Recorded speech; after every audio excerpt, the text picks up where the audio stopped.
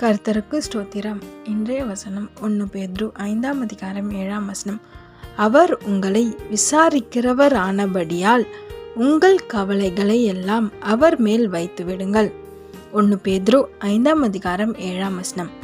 அவர் உங்களை விசாரிக்கிறவர் ஆனபடியால் உங்கள் கவலைகளை எல்லாம் அவர் மேல் வைத்து விடுங்கள்.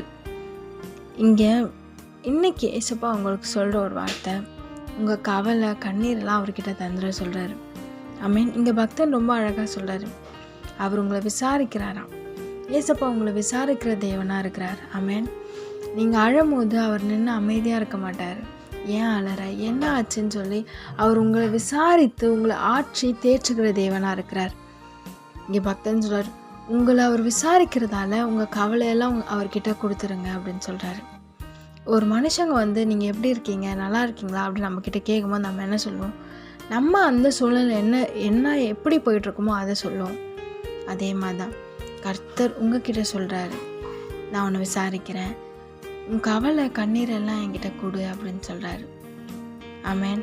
மனுஷங்கக்கிட்ட சொன்னால் எதுவும் மாற போகிறதில்ல. ஆனால் ஏசப்பா கிட்ட சொல்லும் போது உங்கள் வாழ்க்கையே மாறும். விசுவாசிக்கிறீங்களா? உங்களுக்கு என்ன கவலை கண்ணீர், எதை குறித்து கவலையோடு கண்ணீரோடு இருக்கிறீங்க, எதை குறித்து பாரப்பட்டுருக்கீங்க?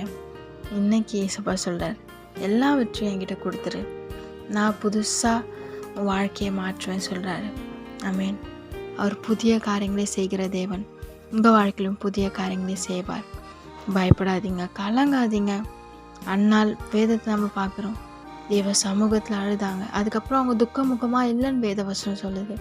நீங்களும் கர்த்தர்கிட்ட எல்லாவற்றையும் கொடுத்துருங்க. இனி அழாதீங்க. கர்த்தர் உங்களோடு இருக்கிறார். உங்களோடு இருந்த பெரிய காரியங்களை செய்து ஆசீர்வதிப்பார். ஆமேன்.